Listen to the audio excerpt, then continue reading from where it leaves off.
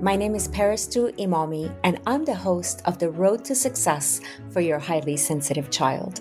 This podcast is about empowering parents of highly sensitive children to nurture their child's unique personality trait and create a path to success.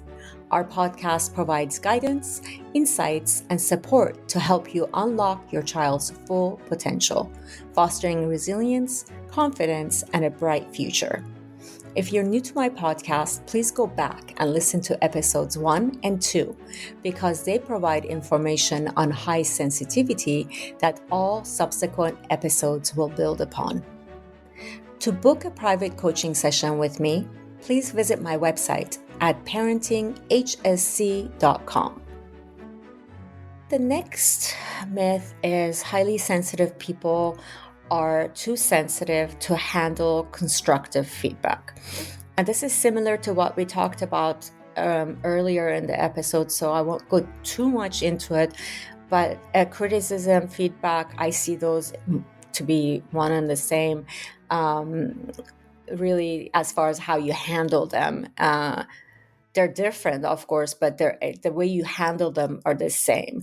Highly sensitive people love to do their best. Again, their perfectionism comes out, so they're all about functioning at the best that they could possibly function, right? So if you give them feedback, that's actually very welcomed because it gives them some information to work on and to better themselves because they're constantly improving on themselves and improving on the work that they produce. So giving them feedback that is constructive, again, detailed, constructive, factual, all of that can really help a highly sensitive person excel at their work.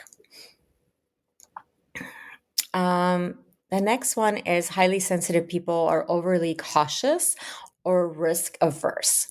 Again, this is definitely a myth. Highly sensitive people tend to think through decisions carefully.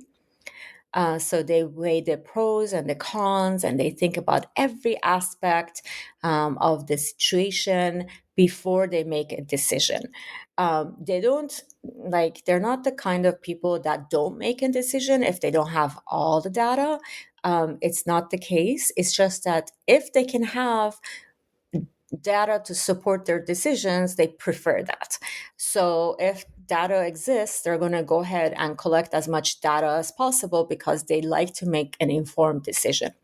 However, I had many situations, whether it was me or my clients, where they didn't have the right information to make an informed decision, but they still had to make a good decision because with whatever data they had, because time was of the essence. So they couldn't spend the time to gather all the information that they needed to make a decision, but they still had to make a good decision. And they did their best with the information that they had to make a good decision.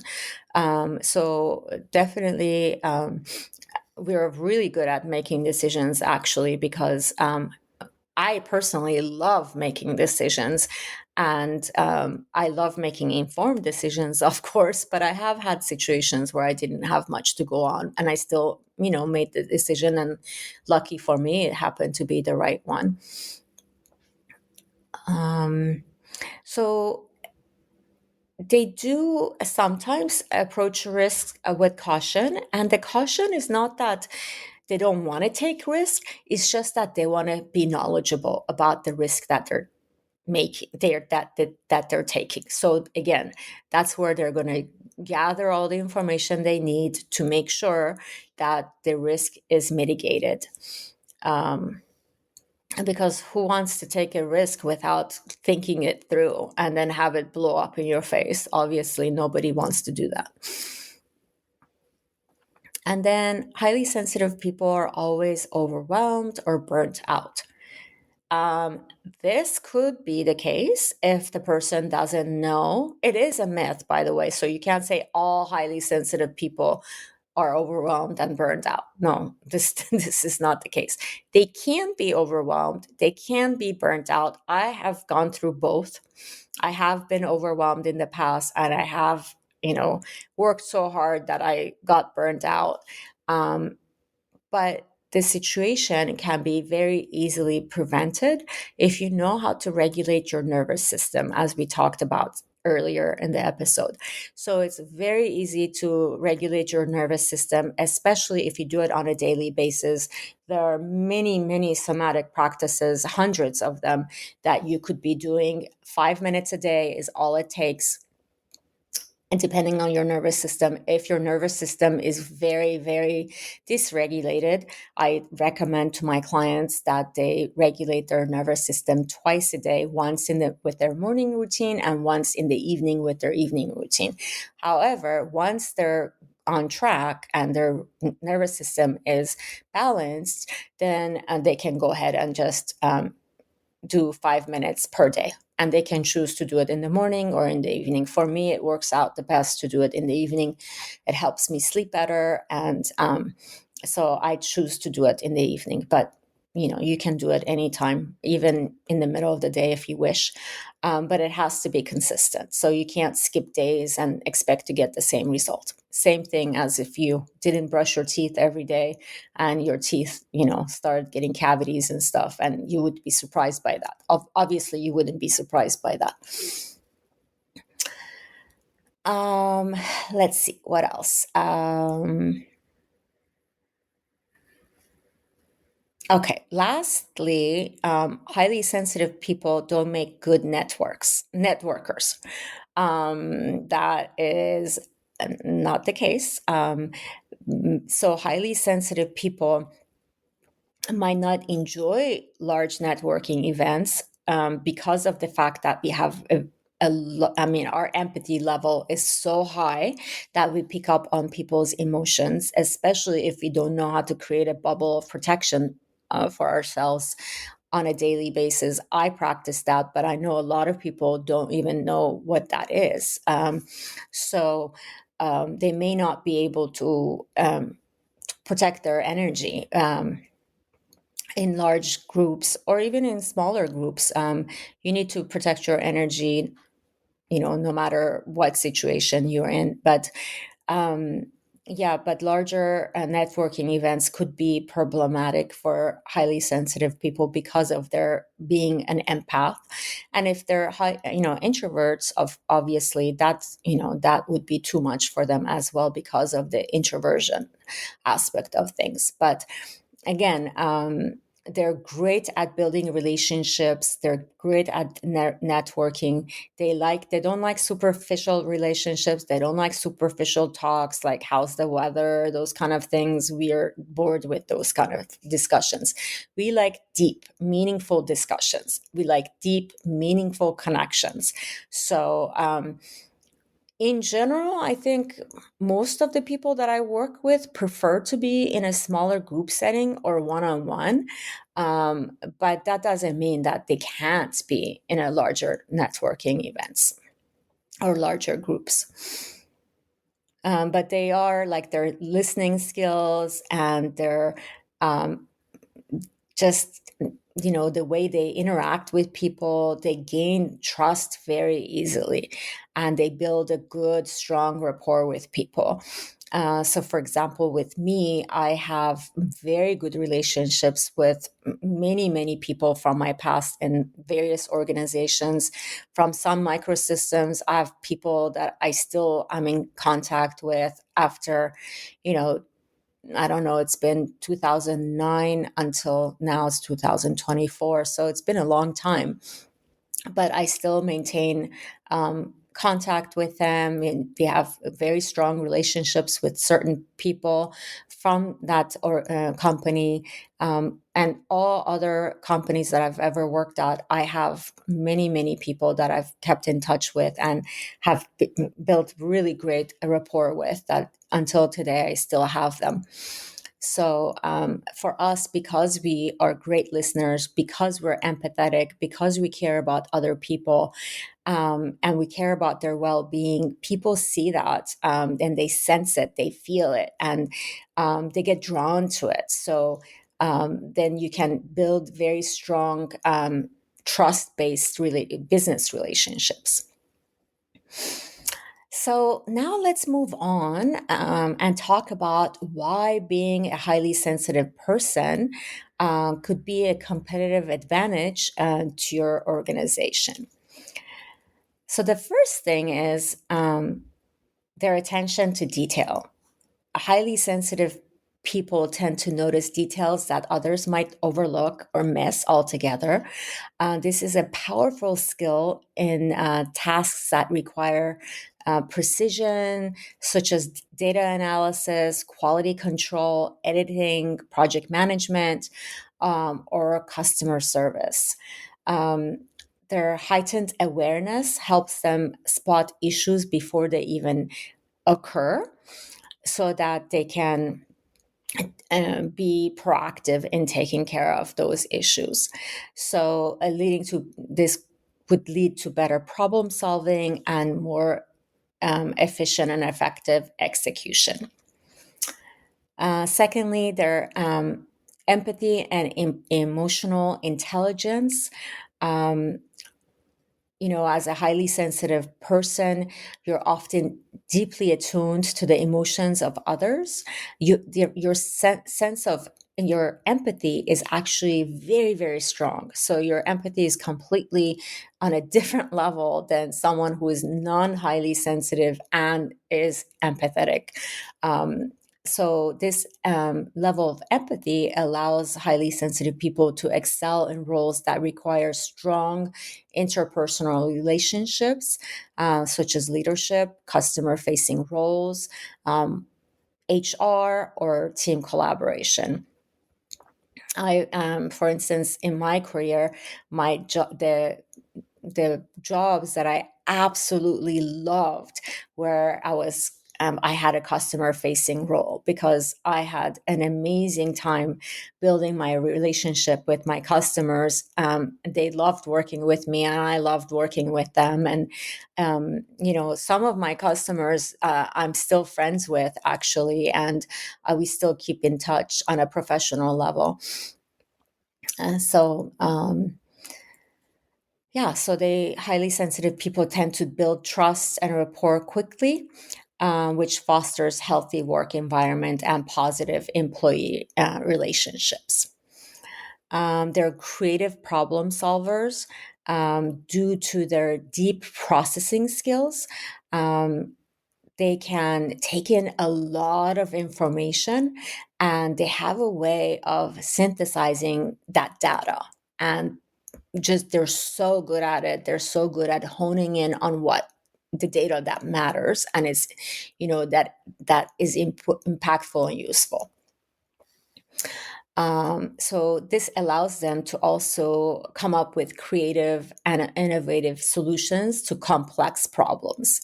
So they think deeply about challenges and can offer new perspective, which is especially valuable in industries that require constant innovation, such as high tech, marketing, and design.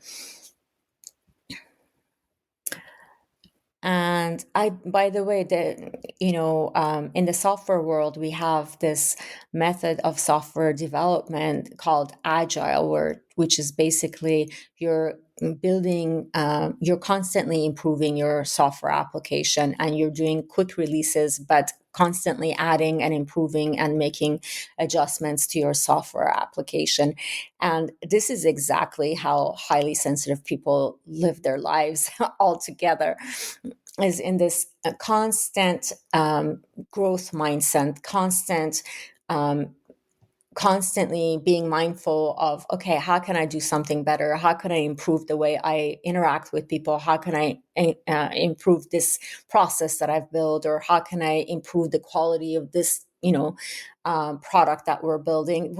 Even if it's not your job, like for example, quality control wasn't my job, but when we were in the software development, um, I would participate in the testing of the software application because I would pick up on important subtleties that other people would miss. So we would be able to release a software that didn't have any defects, or as close to zero defects as possible. I don't recall having any software that I particularly was a part of that had defects, um, but let's just be conservative and say that I did, but it would be very close to zero defects. Um, and then, yeah, they have high standards for quality. Highly sensitive people love to hold themselves to high standards and expect the same of others, which sometimes may not work for them. And because, not everybody wants to um, work the same way, and not everybody has the same work ethics. So, but for the most part, that works in their favor.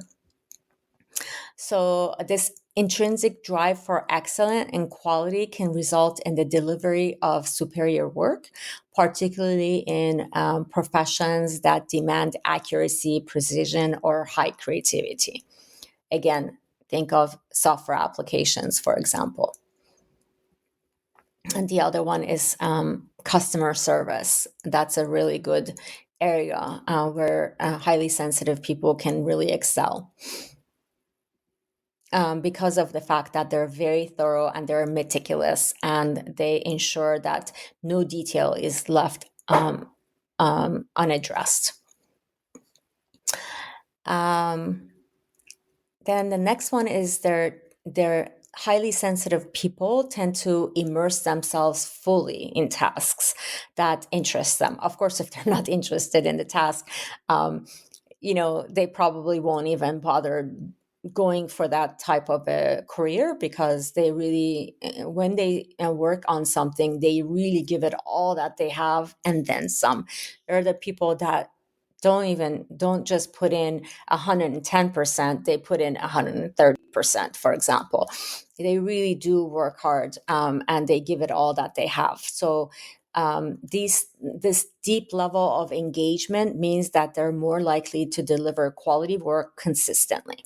So in environments where deep thinking and concentration are valued, like research, strategy, or writing, HSPs are really good in these areas because they're thoughtful, they're careful, they're very considerate, they reflect a lot, and they really deliver high quality work.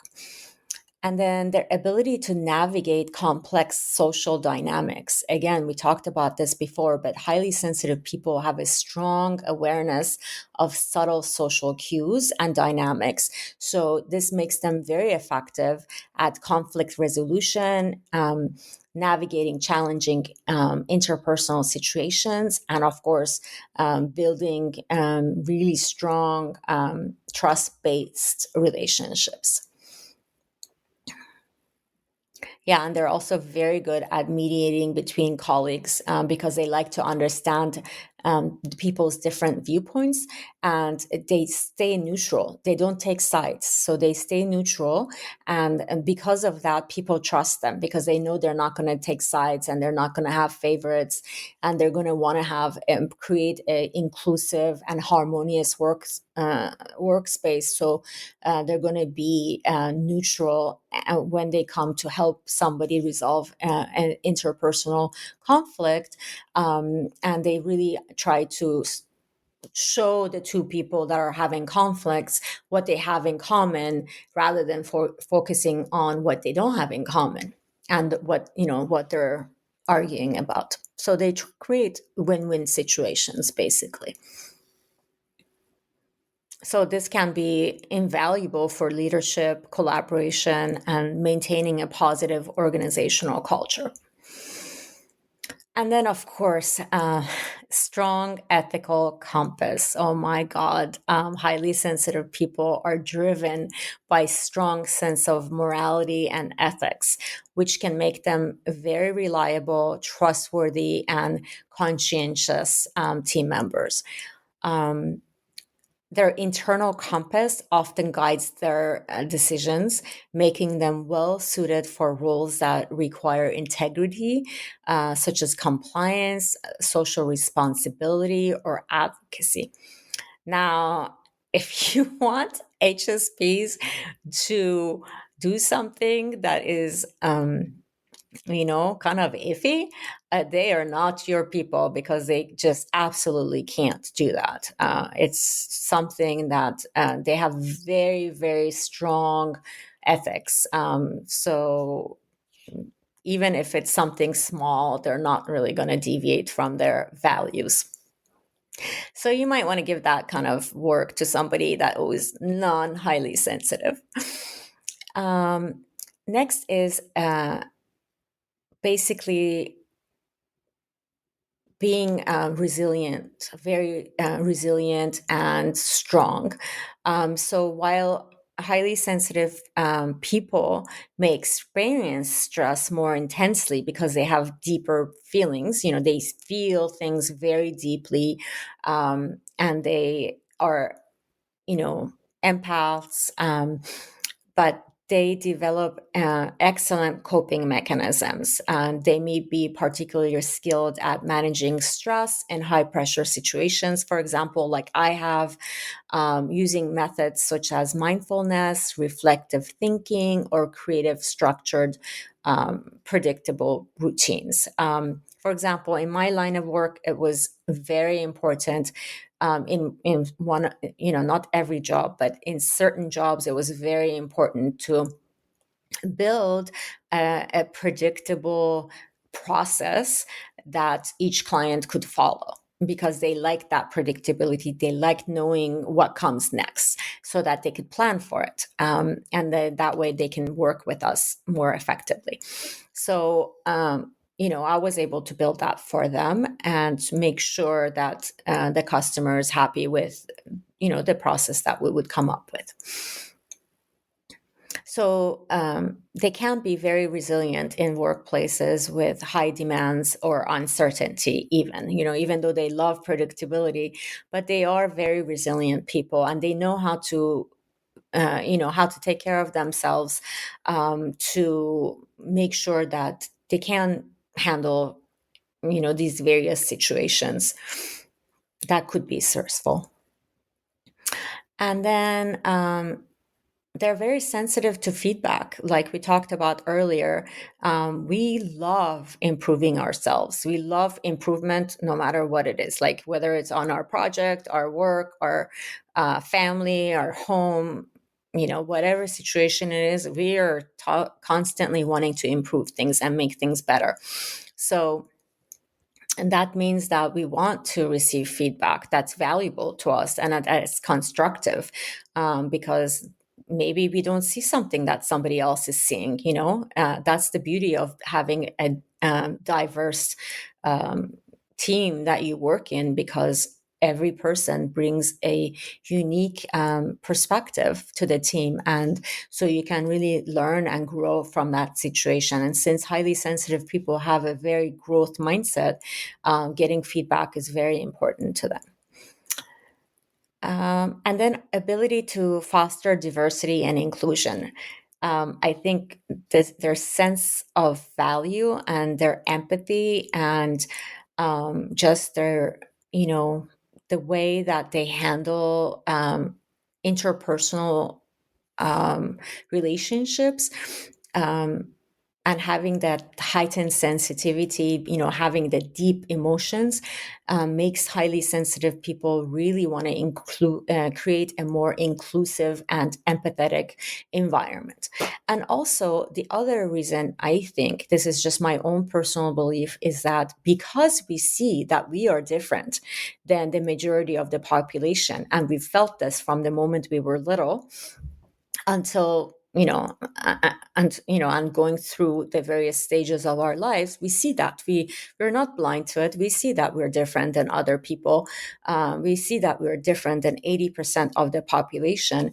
So and when somebody mistreats us because of that, because of that difference, we see how it feels. We can very much empathize with other people that are different. And so that's why we have this strong drive for diversity and inclusion. Thank you for listening. I hope this episode was helpful. And again, send in your questions. anything that I could do to help, any clarifications that I could offer, I'm more than happy to do them for you. Thank you so much for listening. If you like this episode, please consider leaving me a review on whichever platform that you're listening on. Thank you for listening and have a wonderful day. And until next time.